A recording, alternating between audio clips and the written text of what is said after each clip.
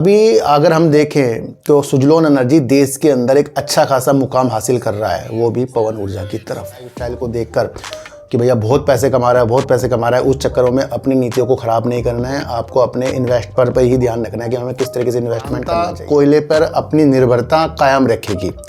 इससे दो चीज़ आपको देखने को मिलेगी। इसे वेदांत नहीं देखना है आपको। जब कोई बड़ी कुछ लोग कहते हैं कि लॉस को काट देना चाहिए, भैया वो इंट्राडे की बातें होती हैं। इन्वेस्टमेंट में अगर लॉस काटने अगर हम लग गए तो फिर वो इन्वेस्टमेंट किस बात का।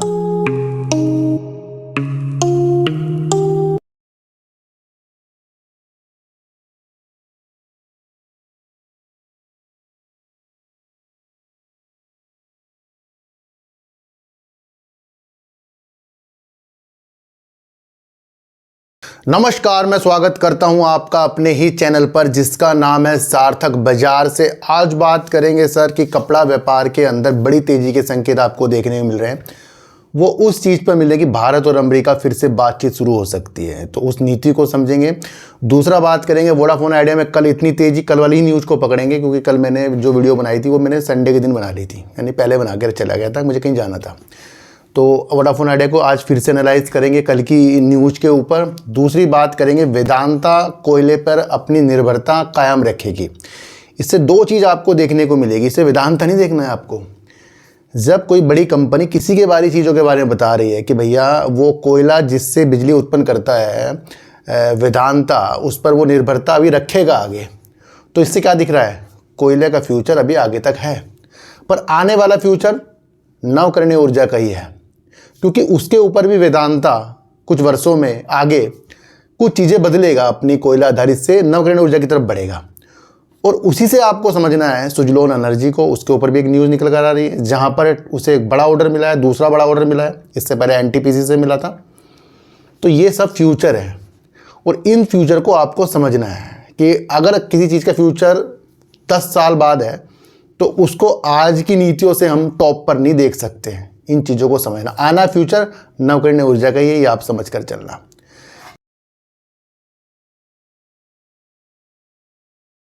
देखो सर, बाजार के अंदर हर एक वो स्थितियां उत्पन्न होती रहती हैं जहां से हमारा जो माइंड है वो भटकता रहता है।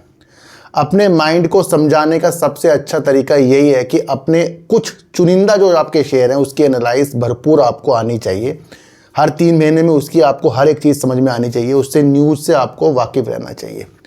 भैया एक पोर्टफोलियो के अंदर हद कितने शेयर होने चाहिए, मतलब कितनी कंपनियों के शेयर हमारे पोर्टफोलियो में होने चाहिए?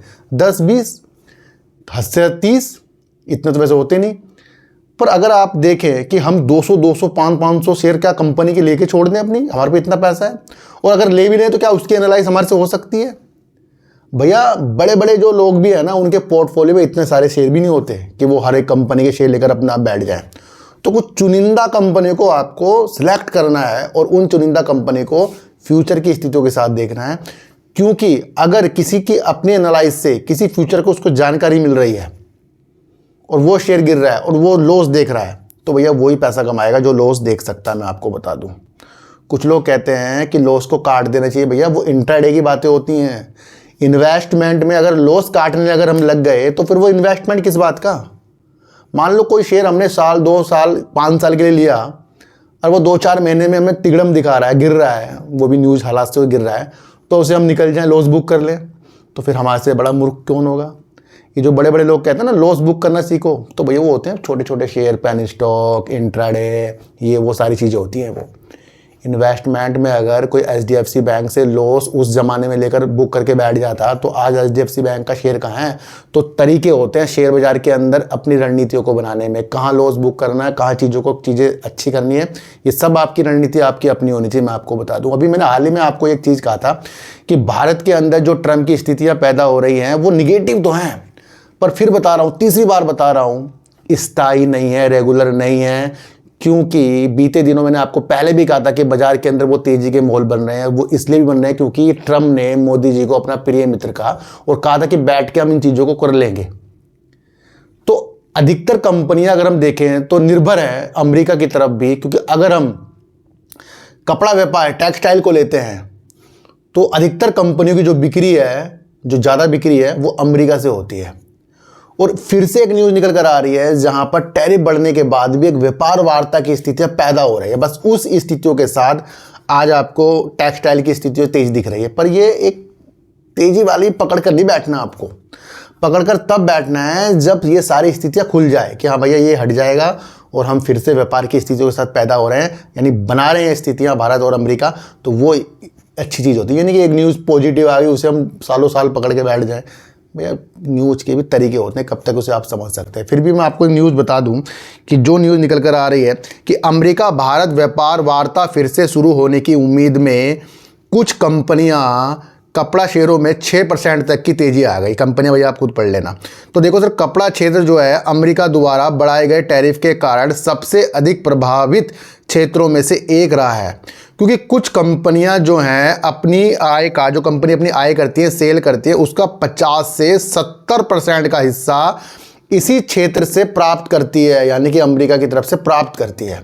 और अगर बैठकर भारत और अमेरिका इस क्षेत्र के ऊपर बात करेंगे, व्यापार वार्ता को बढ़ाएंगे, तो ये एक सुगबुगाहट हो रही है कुछ लोगों के अंदर कि कुछ टेक्सटाइल के अंदर अच्छा हो सकता है। पर ये रणनीति हमें अच्छी की तरह नहीं समझनी है, क्योंकि अगर वार्ता नहीं बनी, वार्ता नहीं हुई, कुछ ऐसी चीज़ नहीं निकली जिससे कुछ चीज़ें अच्छी हो सकती है, तो फिर क्या होगा।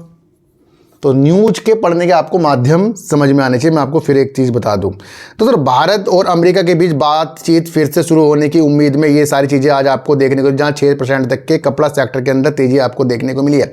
वाणिज्य मंत्रालय ने कहा कि भारत आज नई दिल्ली में मुख्य अमेरिकी वार्ताकार के साथ बातचीत करेगा। तो यानी बातचीत होने की स्थिति पैदा हो रही है, जो दोनों देशों के बीच चल रही वार्ता के एक हिस्से के रूप में पहुंचे हैं। हालांकि ये ध्यान रखना जरूरी है कि ये दोनों देशों के बीच वार्ता का कोई अलग दौर नहीं है, विदेशी मंत्रालय भी इन वार्ताओं में शामिल है। तो सब चीजें इसके अंदर ही है कि इससे हमें ज्यादा उत्साहित नहीं होना, ये आप समझ कर चलना। जब किसी चीज का रिजल्ट आता है ना भैया, तब हमें उत्साहित की स्थिति देखनी पड़ती है। तो ये आप समझ कर चलें कि ट्रंप प्रशासन द्वारा रूसी तेल खरीदने के लिए भारत पर अतिरिक्त 25% टैरिफ लगाने की स्थितियों के साथ चीज़ें आई थी। जहां अमेरिका याद करते हैं उसके अंदर 50% की स्थितियां हो रही थी पैदा, तो वहां टेंशन की स्थिति हमारे देश के ऊपर पड़ रही थी। और अब ये वार्ता हो रही है तो कुछ चीज़ें इसको पॉजिटिव की तरह हमें देखने को मिल रही है। फिर भी इस स्थिति से हमें संभल कर चलना। तो ये वो तेजी थी टेक्सटाइल के ऊपर। देखो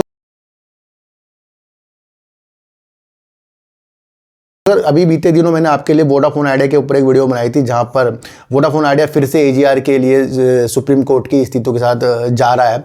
और वहां पर उसकी स्थितियां इसलिए कर रहा है कि कुछ गणना जो हुई है एजीआर के अंदर वो त्रुटिपूर्ण है, गलत है। तो भैया डॉट भी, यानी दूरसंचार विभाग भी अगर सुप्रीम कोर्ट की तरफ केस लड़ेंगे, जीतेंगे, चलेंगे, तो डॉट भी तो कुछ बोलेगा ना, क्योंकि पहले भी ये चीज़ें हो चुकी थी, अब ये दोबारा से निकल कर आ गई है। तो ये उत्साहित वाली चीज़ नहीं है कि अगर किसी कंपनी के अंदर कुछ विवाद चल रहे हैं और वो कुछ चीज़ दायर कोर्ट में कर रही है, हम दूसरे पक्ष की कुछ चीज़ सुने बिना उस तेज़ी को सोच लें कि हाँ ये इस वजह से तेज़ी आ रही है, तो ये महत्वपूर्ण तेज़ी हमारे लिए नहीं है। देखो सर, वोडाफोन आइडिया की किस्मत आज ये लिख लो, 5G की रणनीतियों को बढ़ाकर सरकार के साथ आगे बढ़कर, दूसरा बैंकों से ये ऋण लेकर और पैसा जुटाकर किसी भी चीज़ों के साथ, वो होती है पॉजिटिव न्यूज़। ये नहीं कि किसी चीज़ ने कोर्ट में कुछ जाहिर कर दिया तो क्या होगा, अब वहाँ से रिजल्ट नहीं निकल कर आएगा कि भैया डॉट और अब अगर वोडाफोन आइडिया की सुनवाई हुई, वहाँ पर बातचीत चली, केस लड़े गए, जीतेगा कौन, तो फिर ये भी तो हमारे सामने आना चाहिए ना। हम पहले सोच लें कि भैया वोडाफोन आइडिया का ये जीत गया है, तो ये तेजी नहीं है। और आज आपको फिर से इसके अंदर गिरावट के माहौल देखने को मिल गए हैं, तो ये आप समझ कर चल रहा है ना। तो कुछ न्यूज़ को समझना बहुत ज़रूरी है। वैसे मैं कल आपको ये वीडियो बना देता, पर कल मैं बाहर था, मैं आपको बता दूँ, है ना। तो स्थितियाँ हमें समझ कर चलनी पड़ती है कि किस न्यूज़ से हमें किस हिसाब से हमें देखना चाहिए। तो केस वाली चीज़ जो है ये हमारे लिए पॉजिटिव नहीं है। पॉजिटिव जब होगा जब ये डॉट से जीत जाएगा। तो भ्रम में मत रहिए, आप स्थिति को समझकर आगे बढ़ सकते हैं। वैसे थोड़ा सा आपको बता दूं, वोडाफोन आइडिया के शेयरों की कीमत आज आसमान क्यों छू रही है। ये कल की न्यूज़ है, क्योंकि मैंने आज इसलिए बताया क्योंकि मैं इसको आपको समझा सकता हूं भैया किस तरीके से हमें चीज़ों को समझना चाहिए। भारत का सुप्रीम कोर्ट शुक्रवार 19 सितंबर को 9,450 करोड़ रुपये के एजीआर बकाये पर मामले की सुनवाई करेगा। तो इस स्थितियों के सहायता सुनवाई करेगा, यानी दूसरी याचिका भी तो फिर डॉट की भी तो लगेगी ना, तो वो भी हमें समझकर चलना पड़ेगा ना। तो भैया ये आप अगर समझे तो हम बहुत आगे तक बढ़ सकते हैं। यही मैं आपको समझाने वाला हूँ कि हर एक न्यूज़ को समझिए, अपनी स्थितियों को समझिए और फ्यूचर देखना शुरू कर दीजिए कि भैया आज की स्थिति से कल का फ्यूचर क्या निकलेगा। जब हम बच्चा घर में पढ़ाई करता है तो माँ बाप को पता है उसका फ्यूचर किस तरह से निकलेगा रिजल्ट में। इसी तरीके से अगर आप एनालाइज करते हो तो आपको पता रहना चाहिए कि कब शेयर कौन सी तरफ करवट पलट सकता है। अभी अगर हम देखें तो सुजलोन एनर्जी देश के अंदर एक अच्छा खासा मुकाम हासिल कर रहा है, वो भी पवन ऊर्जा की तरफ। पर अगर हम स्थिति को और समझें तो उसके अंदर अगर शेयर होल्डिंग पैटर्न देखें तो प्रमोटर की स्थितियाँ कमज़ोर है जिनकी कंपनी है। दूसरी स्थितियों को अगर हम देखें तो अभी पूर्णतः फ्यूचर जो हमारा है नवकरणीय ऊर्जा की तरफ उतरा नहीं है, इस पर काम चल रहा है।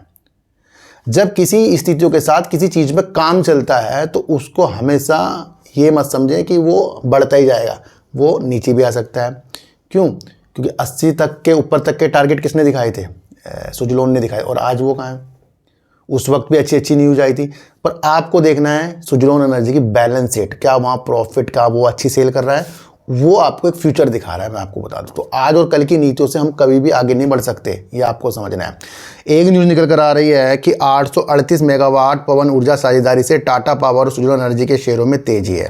क्यों है? क्योंकि टाटा पावर रिन्यूएबल एनर्जी ने कुल 838 मेगावाट पवन टर्बाइन जनरेटर की आपूर्ति के लिए सुजलोन एनर्जी ग्रुप के साथ एक अनुबंध पर हस्ताक्षर किया है। ये फ्यूचर वाली न्यूज़ और पॉजिटिव न्यूज़ है। पर आज और कल की स्थितियों के साथ न्यूज़ इतनी बेहतरीन हमें नहीं समझनी चाहिए, क्योंकि इस कार्य को पूरा करने में कई वर्ष लग जाएंगे। मंगलवार को टाटा ने इस तरीके से चीज़ें जो बताई, जहां पर ये दोनों के शेयरों के अंदर आपको तेजी देखने को मिली है, ये आप समझ कर चलना। टाटा पावर रिन्यूएबल एनर्जी ने कुल 838 मेगावाट क्षमता के पवन टर्बाइन जनरेटरों की आपूर्ति सुजलोन के साथ एक अनुबंध पर हस्ताक्षर किए। टर्बाइन TPIRL की पवन ऊर्जा परियोजना को सहायता प्रदान करने के लिए कई राज्यों में लगाए जाएंगे, जिन्हें अगले कुछ वर्षों में पूरा किया जाएगा। ये आप समझ कर चलना। ये सौदा भारत के नवकरणीय ऊर्जा परिवर्तन में टाटा पावर रिन्यूएबल एनर्जी की स्थिति को मजबूत करेगा। तो महत्वपूर्ण चीज़ है कि टाटा जो अपनी स्थिति को रिन्यूएबल एनर्जी की तरफ बढ़ा रहा है, उसकी सहायक कंपनी बढ़ा रही है, तो वहाँ पर एक योगदान सुजलोन एनर्जी भी दे रहा है, जो 2030 तक 500 गीगावाट नवकरणीय ऊर्जा क्षमता हासिल करने के देश के लक्ष्य के अनुरूप है। ये पवन आधारित स्वच्छ ऊर्जा परियोजना के विस्तार पर टाटा पावर रिन्यूएबल एनर्जी के फोकस को भी रेखांकित करता है, जो लागत प्रभावी, विश्वसनीय और प्रेषण योग्य है। तो ये एक इम्पोर्टेंट न्यूज है जो दोनों के लिए अच्छी बताई जा रही है। नवीनतम समझौते के तहत सुजलोन पवन ऊर्जा में अपनी व्यापक विशेषज्ञता का उपयोग करते हुए परियोजना के लिए संपूर्ण समाधान प्रदान करेगा। ये TPREL और सुजलोन के बीच तीसरा रणनीतिक सहयोग है। ये एक दशक से भी अधिक समय से चल आ रही साझेदारी को और मजबूत कर रहा है दोनों की तरफ। ये NTPC ग्रीन एनर्जी से मिले 1544 मेगावाट ऑर्डर के बाद वित्त वर्ष 2026 में सुजलोन एनर्जी का सबसे बड़ा ऑर्डर है, और ये भारत के ऊर्जा परिवर्तन में तेजी लाने में FDRE परियोजना की बढ़ती भूमिका को दर्शाता है।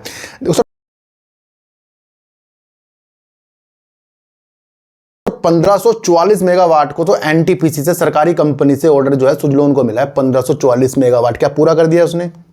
अब ये 838 मेगावाट करीब का जो ऑर्डर जीता है परियोजना के साथ टाटा पावर से, क्या इसको भी इसने पूरा कर दिया है? इससे आपको समझना चाहिए कि सुजलोन एनर्जी की ऑर्डर बुक मजबूत हो गई है, बहुत ज़्यादा मजबूत हो गई है, जहां ये इसको निष्पादन करने के लिए कई वर्षों लगा देगा। तो ये एक अच्छी न्यूज है, पर आपको दूर तक की इस स्थिति को देखना चाहिए।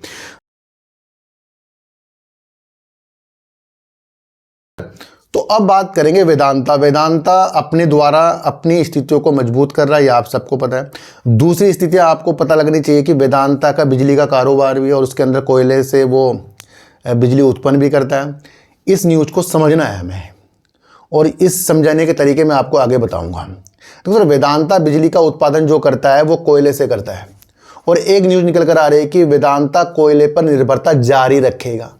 जब वेदांता ये बोल रहा है, बड़ी कंपनी ये बोल रही है कि कोयले से वो बिजली बनाता रहेगा, उस पर निर्भर रहेगा, तो यहाँ क्या है? वेदांता मजबूत नहीं हो रहा, यहाँ कोयला मजबूत हो रहा है। ये कोयला आपके दिमाग में आना चाहिए कि कोयला अभी दशक तक जाने वाला नहीं है, क्योंकि जब निर्भरता किसी चीज़ के लिए बढ़ जाती है तो वो इंपॉर्टेंट हो जाती है जिस पे वो निर्भर हो रहा है। क्या न्यूज़ है? वेदांता अपने ऊर्जा स्रोतों के रूप में कोयले को बनाए रखेगा, टॉप अधिकारियों ने कहा। भारतीय खनन एवं धातु ग्रुप वेदांता लिमिटेड खनन कार्यों के लिए अपने प्राथमिक ऊर्जा स्रोतों के रूप में कोयले पर निर्भर रहना जारी रखेगा, जबकि इसका लक्ष्य अपनी ऊर्जा मिश्रण पर नवीकरणीय स्रोतों की हिस्सेदारी बढ़ाना है। ये बात मंगलवार को एक टॉप कार्यकारी ने कहा।